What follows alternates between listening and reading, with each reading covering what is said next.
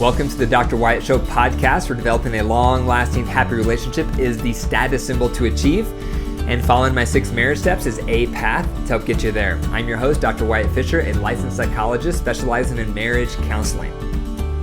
Remember, you can contact me on the Dr. Wyatt Show Monday through Thursday from 4 p.m. to 6 p.m. Mountain Standard Time with your marriage questions. You can reach me at 720-307-7347. If you don't get me, leave a voicemail and I'll respond back to your question on the next Dr. Wyatt Show podcast. Well, we're in the middle of a series, How to Make It Through the Holidays Without Killing Your Partner. We have talked about part 1, which is the finances. Then we covered part 2, which is workload. And today we're going to get into part 3. And part 3 is all about expectations. What are your expectations around the holidays? We all have expectations. But most of the time, they're implicit, meaning we don't talk about them. We don't articulate them, but they're in us. They're inside of us. They're mulling around. They're rolling around in our mind or in our heart or in our emotions. We all have expectations of what the holiday should look like, what they shouldn't look like, but most of the time, those expectations are not expressed. This happens a lot with couples. I see it a lot with the couples I work with in my practice, where there will be a special event like a birthday or an anniversary or the holidays, and there's hurt feelings and there's frustration and there's resentment because one partner didn't meet their partner's expectations.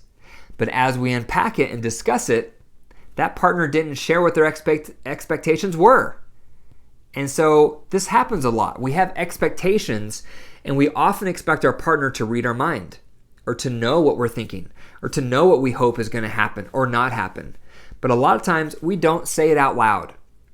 We don't express our expectations. And then there's a mismatch in what actually happens because we have different expectations. We're not talking about them. And then there's a mismatch, and then we have frustration, we have resentment, and then the holidays don't go as planned. Then we feel let down. Then we feel depressed. Then we feel sad.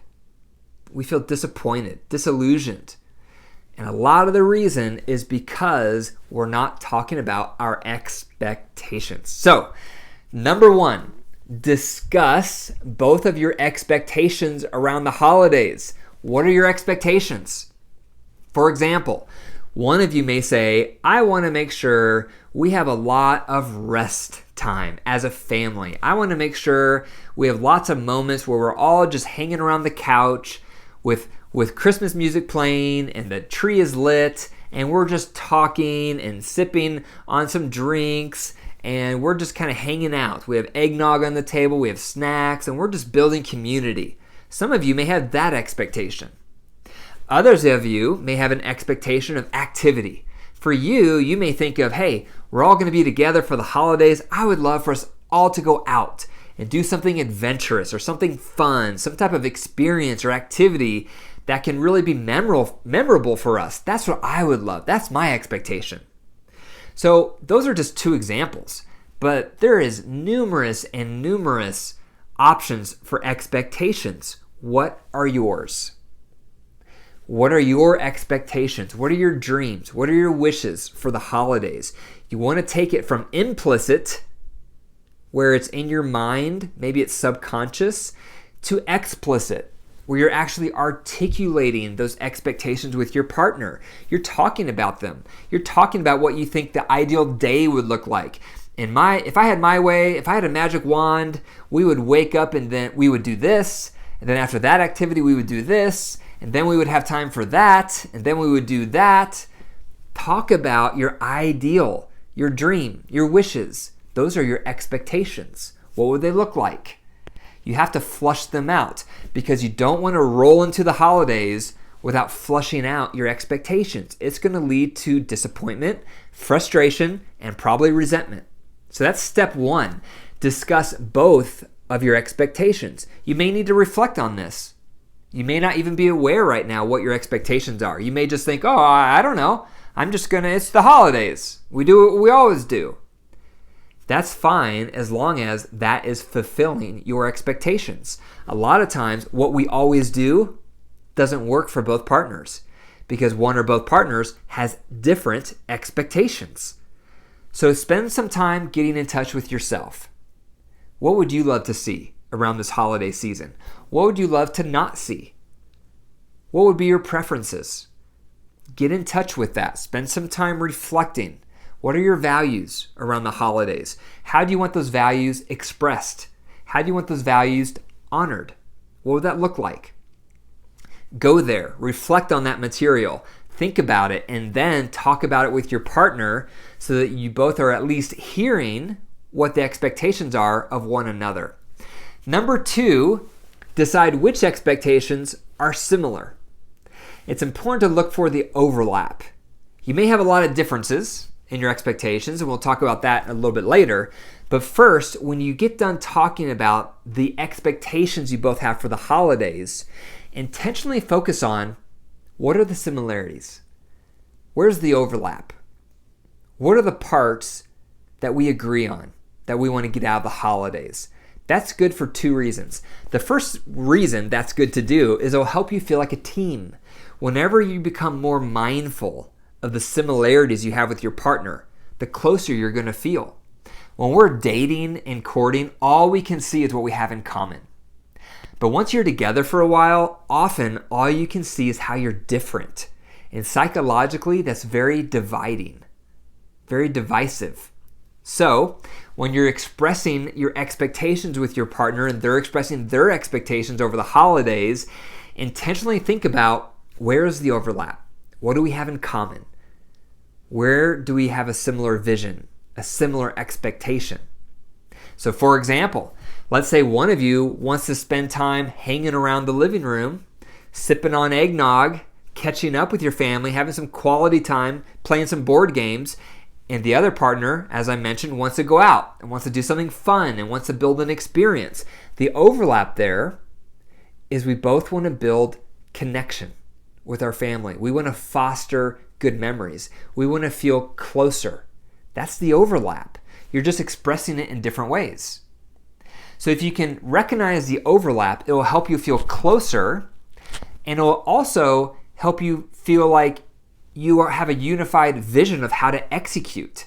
Because if you can recognize we both have this similar desire for connection, we're just expressing it in different ways, it will help you want to honor your partner's preference more because you will recognize they have the same desire as me, it just looks a little different. It will increase your respect for those different expectations, and you'll be more on board to honor your partner's expectation because you'll recognize the common denominator. So those are the advantages if you can recognize the similarity. How are we alike? What do we have in common here? And maybe it's just 15% or 10% or 5%. Maybe it's 50% that you have in common with your expectations. But try to start there. Try to underline and underscore the similarities of your expectations because it will foster a closeness. It will help you respect the differences. And it will help you execute because you see the common denominator. The third thing to consider when it comes to expectations is think about how can we compromise on the differences. So if you want to have a relaxing day at home, I want to go out with the family and do something fun, how can we compromise? How can we honor both of those expectations? Well, in that example, maybe we can spend a few hours doing home stuff, connecting at home. Then we can spend a few hours going out and building an experience and an adventure together. How can we compromise? How can we honor both of our preferences? How can we meet in the middle? That's the name of the game. You want to work through holidays and expectations as a team. And teammates compromise. Teammates find a middle ground. Teammates remember we're a team. We're partners. Let's act like it. If we're a partnership, partners don't demand their way. Partners don't get stubborn and don't share power. Partners work as partners. And to be a good partner, you always want to be looking at how can we compromise? How can we meet in the middle? What's your expectation? What's my expectation? What would a middle ground look like? That's operating as a good partner. So you want to do that on the areas of expectations that are different. Think about how can we honor both of these expectations? How can we meet in the middle? Number 4 is you want to check in on how the expectations are going. This is part of becoming a sensitive partner. So for example, if you know that your partner likes to have calm, peaceful time to really relax with your family and connect, if you know that's how they're wired and that's their expectation to be a sensitive partner, you can check in with them and say, hey, how are you doing, or how are you feeling with your expectation of us having relaxation time and calm time and connecting time? Do you feel like that's happening? Do we need to make any adjustments to honor that more for you? That's amazing if you were to ask that question, because that's showing you are being so sensitive, you're showing emotional intelligence, you're tuning in, and ideally your partner is doing the same for you. So maybe you're the partner who wants to go out and do something fun and adventurous. Your partner can check in with you and say, hey, I know we have plans to do X, Y, and Z, or we just got done going out and doing X, Y, and Z. Did that satisfy your desire for adventure and to build an experience and a fun memory for our family? Did that satisfy that? Is there any adjustments you'd like for us to make to better honor that? Boom. That's an amazing. Those are awesome questions right there. That's you being a sensitive partner. And if you haven't guessed it, I'm speaking out of my own relationship. So my wife is the one who likes to have the calm, peaceful time at home to connect with our family, the 6 of us. I'm the one that's a little more rambunctious as a partner in general. And so I crave more, let's go out. Let's go do something fun. Let's go do an adventure. Let's build an experience together. That's me. That's my tendency. And so we've had to learn, how do we compromise on these different expectations? What's the overlap? We both want to build connection. So how can we honor each other's expectation, and how can we compromise? So those are 4 things to consider when it comes to expectations to make it through the holidays without killing your partner. Number 1, discuss both of your expectations. Move it from implicit to explicit. Number 2, decide which expectations are similar. Number 3, on the differences of expectations, strike a compromise.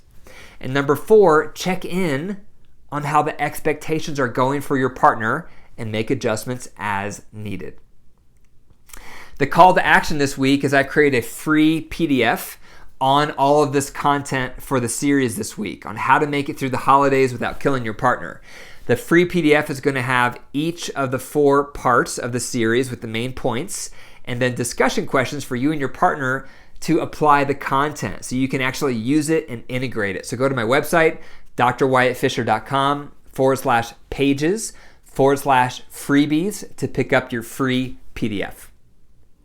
Thank you for listening to the Dr. Wyatt Show podcast. If you enjoyed the episode, be sure to click the 5 stars and leave a review. I really appreciate your reviews. Also, to pay it forward, if you appreciate the podcast, be sure to tell one person about the Dr. Wyatt Show podcast today. I'd really appreciate that. And remember, your marriage is alive. So if you care for it and nurture it, it will grow. But if you deprive it and neglect it, it will wilt and die. The choice is up to you. Take care.